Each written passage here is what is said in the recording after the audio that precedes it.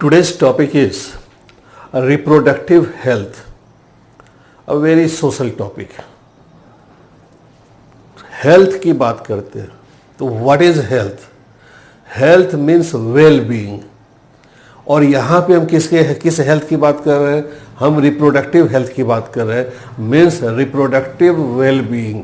अब well being की बात कर रहे हैं तो जो कॉमन बात दिमाग में आती है that is physical and functional normality of reproductive organs.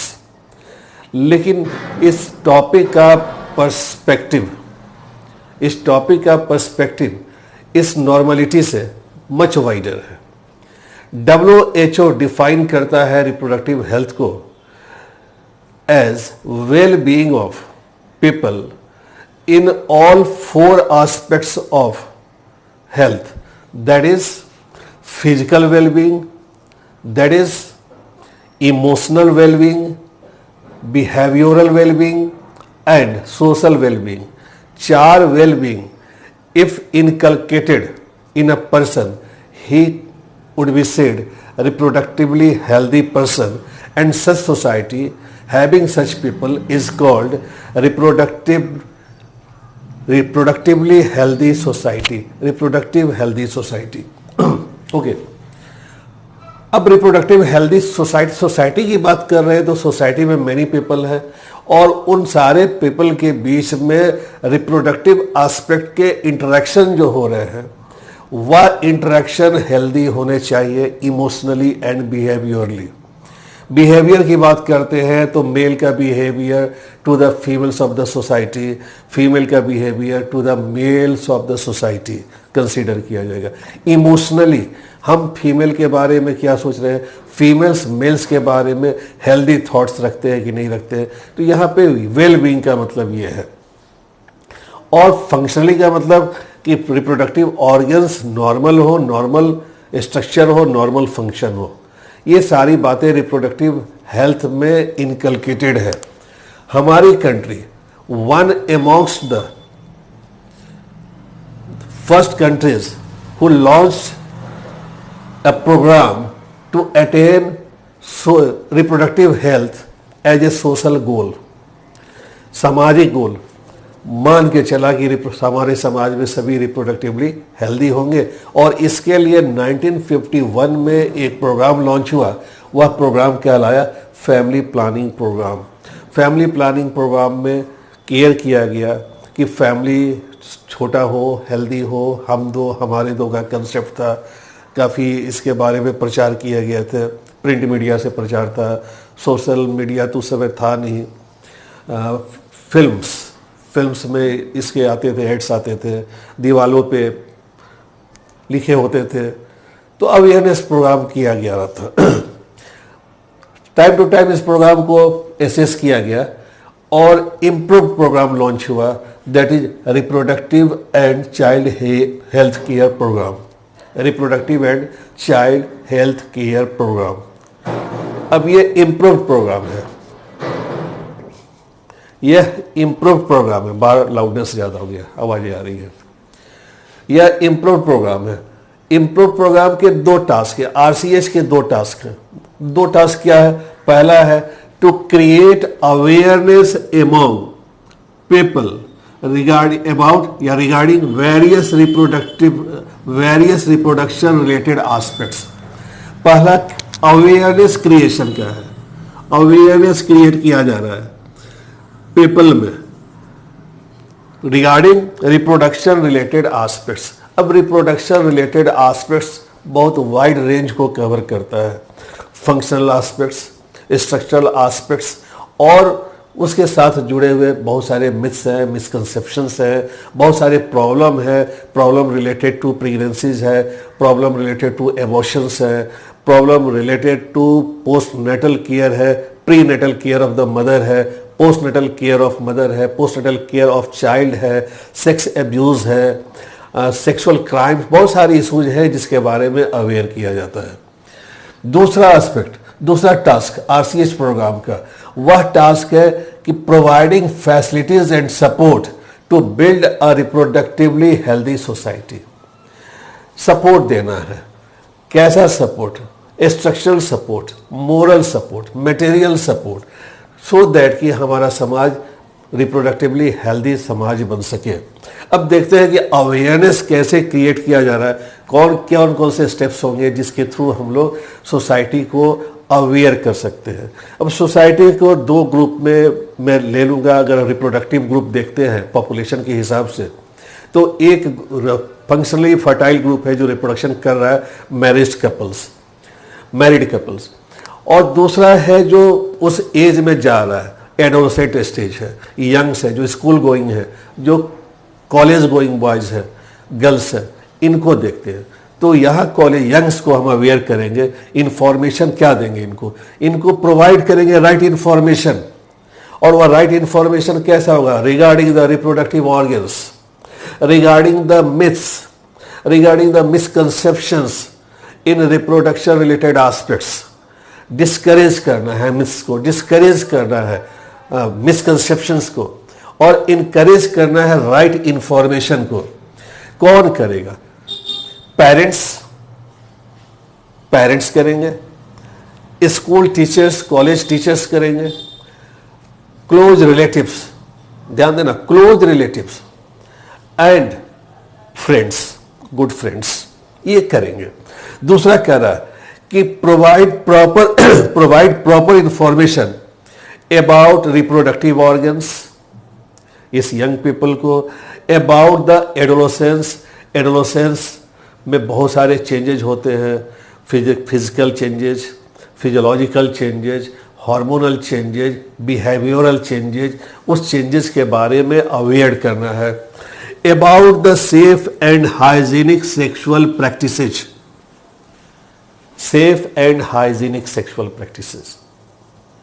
अब सेफ की बात जब करते हैं तो ये मैरिड कपल के लिए है। अब इसमें दो तीन बातें आ जाती हैं। Multiple partners must be avoided, married couple के लिए है। Unprotected sex is avoided. तो ये सारा इंफॉर्मेशन यहाँ पे दिया जाता है। दूसरा, एसटीडीज के बारे में। STDs are sexually transmitted disease like gonorrhoea, syphilis, HIV, AIDS. इनके बारे में इंफॉर्मेशन हमें प्रोवाइड करना है, और प्रोवाइड करने वाले चैनल्स यही हैं। इसके अलावे some NGOs are working in this field. कुछ गवर्नमेंट ऑर्गेनाइजेशंस हैं, कुछ नॉन गवर्नमेंट NGOs हैं, ये भी कर रहे हैं, और ये हमारे parents, teachers, relatives and friends हैं। इनका काम और बढ़ जा रहा है। अवेयरनेस कर रहे हैं, तो इनका काम है कि सोशल एविल्स के बारे में भी इंफॉर्मेशन देना और सोशल एविल्स को डिस्करेज करना। सोशल एविल्स में सेक्सुअल एब्यूजेस हैं, सोशल एविल्स में सेक्स रिलेटेड क्राइम्स हैं। अब सेक्स रिलेटेड क्राइम्स में कॉमन आप सुनते रहते हैं रेप्स के बारे में, रेप्स ऑफ एडोलसेंट गर्ल्स, इन सब के बारे में सुनते हैं। तो वहाँ प्रोटेक्शन जरूरी है, इंफॉर्मेशन जरूरी है कि बाद में रेमेडीज़ क्या क्या है, लीगल रेमेडीज़ क्या क्या है, सोशल रेमेडीज़ क्या क्या है, इन सब के बारे में इंफॉर्मेशन देना। दूसरा ग्रुप हमारा जो है जिसको अवेयर हम करते हैं वह फर्टाइल ग्रुप है। फर्टाइल ग्रुप में मैरिड कपल्स है। मैरिड कपल्स को एजुकेट करना है अबाउट द कंट्रासेप्टिव्स, सो दैट कि वो प्लान कर सके बर्थ के बारे में, बर्थ को प्लान कर सके, चाइल्ड बर्थ को स्पेस कर सके बिटवीन द चिल्ड्रंस। उन्हें इंफॉर्मेशन देना है how to care the pregnant. उन्हें इंफॉर्मेशन देना है how to care the pregnancy, how to care the parturition, birth के बाद इन्फेंट को कैसे केयर करना है, मदर को कैसे केयर करना है, ब्रेस्ट फीडिंग का इम्पोर्टेंस बताना है। पोस्टनेटल केयर में हम लोग बच्चे का केयर और बच्चों की माँ का केयर देखते हैं। इस केयर से postnatal fatality rate, maternal fatality and child fatality काफ़ी रिड्यूस हुआ है। आगे भी हमारा टारगेट है कि इसे और रिड्यूस किया जाए, बेटर फैसिलिटीज़ देके। हमें बताना है ऐसे लोगों को कि हमारे यहाँ equal opportunity for girls and boys है, दोनों के लिए। क्योंकि एक सोशल एविल है, फीमेल फिटिसाइड बहुत बड़ा एविल है, बहुत बड़ी समस्या है। कोई नहीं चाहता है कि उससे बेटी हो। अमूनन जो जहाँ पे एजुकेशन की कमी है, लोग अब समझने लगे, एजुकेटेड लोग समझने लगे हैं। फीमेल फेटिसाइड को प्रमोट किया गया कुछ स्टेट्स में इलीगली, जिसकी वजह से सेक्स रेशियो पे काफ़ी असर पड़ा। अब उसको इम्प्रूव किया जा रहा है। अब कैसे लोग पता लगा लेते हैं कि जो बेबी जो बर्थ होने वाला है फीमेल बेबी है या मेल बेबी है? तो उसके लिए एक टेक्नोलॉजी है एमनियोसेंटेसिस। एमनियोसेंटेसिस में एमनियोटिक फ्लूइड को कैथेटर के हेल्प से प्रेग्नेंट मदर के यूटेरस से बाहर निकालते हैं और उसमें मौजूद फेटल सेल्स का क्रोमोसोमल एनालिसिस करते हैं और इस तरह फेटल सेक्स डिटर्मिनेशन करते हैं। तो एक मेथड है for the determination of foetal sex by analysing amniotic fluid, by analysing chromosomes present in amniotic fluid. लेकिन इसका मिसयूज किया जाने लगा। इस मिसयूज को डिस्करेज करना है, इस मिसयूज को प्रिवेंट करना है। इसके लिए गवर्नमेंट भी एक्शंस लेती है और इससे रिलेटेड टर्म आ जाता है abortion, technically called medical termination of pregnancy. Medical termination of pregnancy का इम्पोर्टेंस है, ये होना चाहिए, लेकिन मिसयूज की वजह से इस पे गवर्नमेंट ने स्टैट्यूटरी बैन लगाया है, कुछ रेस्ट्रिक्शंस इम्पोज कर दिए हैं। और वो रेस्ट्रिक्शन आप किसी भी गायनेकोलॉजिस्ट की क्लिनिक में जाते हैं तो वहाँ एक पैम्पलेट या रिटन नोटिस देखते हैं कि एबॉर्शन जो है गैरकानूनी है, अपराध है। लेकिन कहाँ इसे हम सपोर्ट करेंगे, कहाँ ये फेवर्ड है? इन केस मदर का लाइफ इन डेंजर हो, प्रेग्नेंट मदर अगर प्रेगनेंसी को कंटिन्यू करती है तो उसका जीवन खतरे में आ रहा है, उस केस में एबॉर्शन एमटीपी कराना जरूरी है। Victims of sex related crimes, उस केस में एबॉर्शन कराना जरूरी है। जेनेटिक डिसऑर्डर के साथ बच्चा पैदा हो रहा है, उस केस में एबॉर्शन कराना जरूरी है।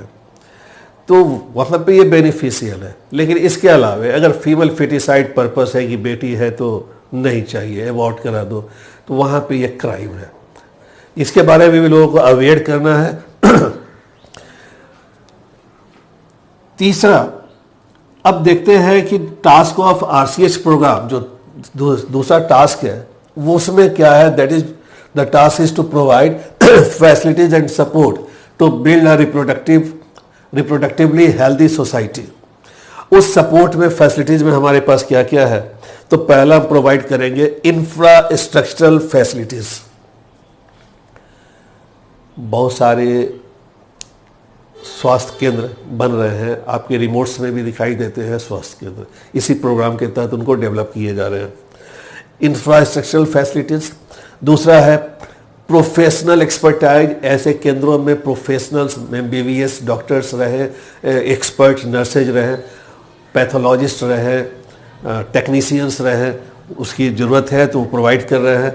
मटेरियल सपोर्ट ये भी प्रोवाइड करना है। दूसरा कह रहा है कि implementation of better technology and new strategies, अच्छी तकनीकों का इस्तेमाल हो, इम्प्लीमेंटेशन हो, टाइम टू टाइम उसको एसेस किया जाए और बेहतर से बेहतर टेक्नोलॉजीज का इस्तेमाल किया जाए और नई नई स्ट्रेटजीज डेवलप की जाए कि how to build the reproductively healthy society, उस पर वर्क किया जा रहा है। और ये सारे वर्क किसके लिए है? ये सारे वर्क है प्रोवाइड करने के लिए कि जो बर्थ हो रहे हैं, नए बर्थ हो रहे हैं, वो मोर टेक्निकली असिस्टेड हो, प्रोफेशनल्स असिस्टेड हो, ज़्यादा से ज़्यादा केयर मिले वहाँ पे प्रेगनेंसी के दौरान, ज़्यादा से ज़्यादा केयर मिले डिलीवरी के दौरान, ज़्यादा से ज़्यादा केयर हम दे सके एसटीडीज़ को डायग्नोस करने में और ट्रीट करने में। एबॉर्शन को केयरफुल एबॉर्शन होना चाहिए, एक्स के थ्रू कराना चाहिए अगर वह इम्पॉर्टेंट है, ज़रूरी है तब। कंट्रासेप्टिव्स का इंफॉर्मेशन, नए नए कंट्रासेप्टिव्स, उसके measures, which contraceptive is suitable for the particular couple, ये सब इंफॉर्मेशन देना।